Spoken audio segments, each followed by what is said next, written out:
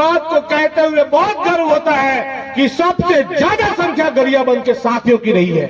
प्रदेश के लोग, आपके प्रांत के अध्यक्ष जिस भी संगठन से आप आते हैं, चाहे वो शिक्षक संघ, मिश्रा जी हमारा आदरणीय बैठे हैं, मैं उनके सामने इस बात को रख रहा हूं कि प्रदेश के जो संगठन में बैठे हुए हमारे लड़ने वाले जाबाज प्रांताध्यक्ष हैं, उनका भी ये कहना है कि जब तक गरियाबंद के लोग नहीं आते हैं, संगठन के धरना आंदोलन में जोश नहीं आता है।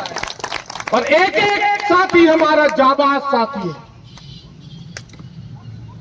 मुझे इस बात की बड़ी पीड़ा होती है कि जैसे ही हमारे प्रांतीय संयोजक ने, हमारे जिला संयोजक ने, हमारे महासचिव, हमारे मनोज भैया ने हड़ताल को, आंदोलन को, धरना को लेकर जैसे ही यहां पर मीटिंग चालू की, हमारे बीच के कुछ मित्रों ने अपना छुट्टी ट्रिप प्लान कर लिया कि धरना है, आंदोलन है, 3 दिन ऑफिस नहीं जाना है।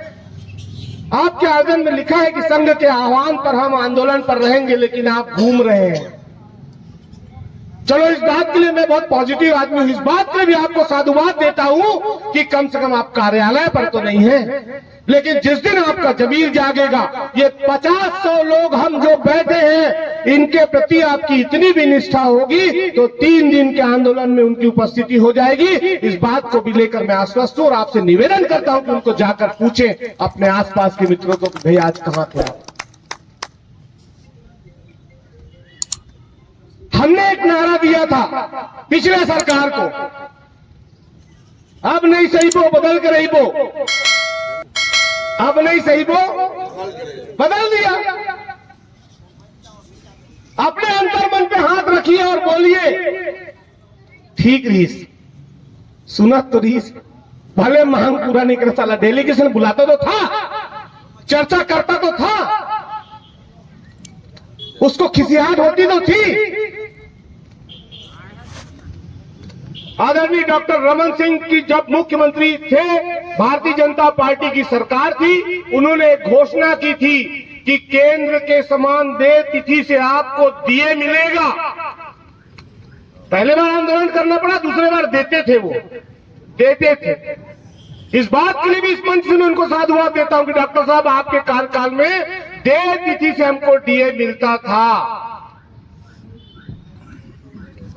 ये पहली ऐसी सरकार थी जिसके लिए हमको नारा लगाना पड़ा कि अब नहीं सही वो बदल के रही वो। और कर्मचारी संगठन को इस बात के लिए मैं धन्यवाद देता हूं, साधुवाद देता हूं कि आपकी ताकत थी कि आपने सरकार बदल दी। शिक्षक संघ में वो ताकत थी, वाहन चालक संघ में वो ताकत थी, संविदा कर्मचारियों में वो ताकत थी कि आपने सरकार बदल दी, भले सरकार को दिखता नहीं। और ये हमारा दुर्भाग्य है कि इस राज्य का वित्त मंत्री बहुत बड़े कैडर से जाकर वहां पर पहुंचा है। हमें लगा था कि आईएएस ऑफिसर होने के नाते हमारे गार्जियन, हमारा गार्जियन होता है, इस जिले का कलेक्टर हमारा गार्जियन होता है, इस अनुभाग का एसडीएम हमारा पालक होता है। अगर वो हमारी पीड़ा को नहीं सुनेंगे या वो हमारी पीड़ा को वहां तक नहीं पहुंचाएंगे तो कौन पहुंचाएगा। लेकिन दुर्भाग्य इस राज्य का कि वहां बैठे लोग अपने मातहत कर्मचारी को निकम्मा, नकारा और कामचोर समझते हैं और हम लोग घुटते रहते हैं, पिटते रहते हैं, अपनी बात नहीं रख पाते वहां तक। अपने विभाग में हम लोग घुटते पीटते रहते हैं अपने अधिकारियों से। और वही अधिकारी कर्मचारी फेडरेशन जो हमको प्रत्यक्ष रूप से सहयोग तो नहीं दे पाते अपनी मजबूरियों के कारण। लेकिन एक बात याद रखिए साथियों कि यहां जो दैनिक वेतन भोगी संघ मंच में बैठा है, यहां जो वाहन चालक संघ मंच में बैठा है, यहां जो स्वास्थ्य संयोजक बैठा है, यहां जो शिक्षक साथी मेरे बैठे हैं, उनकी छोटी सी मांग पूरी होती है तो उनको लाखों का फायदा होता है। हम 1000 के आंकड़े नहीं छू पाते हैं, उनको शर्म आनी चाहिए। डीए सिर्फ हमारा नहीं बढ़ता है, लेकिन इस बात को गंभीरता से बोलने वाला कोई नहीं है। इस बात की पीड़ा मुझे है कि पिछली सरकार ने लगभग 6,500 करोड़ रुपया 6,500 करोड़ रुपए से भी ज्यादा आपके डीए की एरियर्स की राशि खा गया वो। और इस सरकार में भी यही है। ये डीए की घोषणा, डीए कब देंगे वो तो बात की बात है। हमको देश की जी से डीए मिलेगा या नहीं मिलेगा वो बात की बात है। और बाद में हमारा मनोबल टूटता है और हम ये सोचते हैं कि चलो 2% दे दिया, गुलाल लगा दो, मिठाई खिला दो, एहसान मान लो। इस बार इस आंदोलन में इस बात को नहीं होना है। मैं 11 सूत्री मांगों के अलावा अपने प्रांतीय संयोजक की पूरी टीम से, अपने जिला के अधिकारियों से भी ये निवेदन करूंगा कि हमको इस बार डीए के साथ साथ अपने एरिया की भी लड़ाई लड़नी है। एरिया हमारा हक है। आपके राजपत्र में प्रकाशित है कि केंद्र के समान भत्ता राज्य के कर्मचारियों को मिलेगा। आदरणीय डॉक्टर रमन सिंह ने घोषणा की है, राजपत्र में है ये, कि राज्य के कर्मचारियों को केंद्र के देय तिथि से हमको दिया जाएगा। हम उसकी बात नहीं करते। 8,000 करोड़ से ज्यादा का पैसा हम कर्मचारियों को खा गया।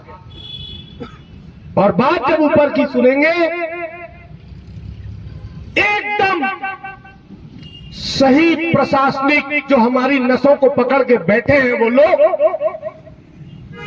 विवेक ढांड साहब आज रिटायर हो गए हैं, लेकिन कर्मचारियों की बद्दुआ लगी है। ईडी और सीबीआई के रडार पे है। उनका वक्तव्य था, मैं कोट करके कह सकता हूं इस बात को, कि गुरुजी को 20 दिन तक हड़ताल में रहने दो, 26वें और 27वें दिन वो खुद ही आ जाएगा, क्योंकि कर्ज से इतना दबा और लदा पड़ा है वो ईएमआई से कि वो बड़ा संगठन बताते हैं। कमजोरी। मेरा आपसे निवेदन है मित्रों, हम 3 दिन के निश्चितकालीन हड़ताल पे यहां पर उपस्थित हुए हैं। अगर हमारे प्रांतीय आह्वान पर यह होता है कि आगे आंदोलन की रणनीति बढ़ाई जाएगी और हमें अगर अनिश्चितकालीन पे जाना होगा, तो मेरा आपसे हाथ जोड़ के निवेदन है कि इस बार आंदोलन इतना तगड़ा होना चाहिए कि वो 11 सूत्री मांगों को, 11 के 11 सूत्री मांगों को अगर पूरा करने के लिए भी राजी हो जाएं, तो भी हमको अड़े रहना है कि एरिया कर्मचारियों का पैसा है, हमारे बाल बच्चों का पैसा है।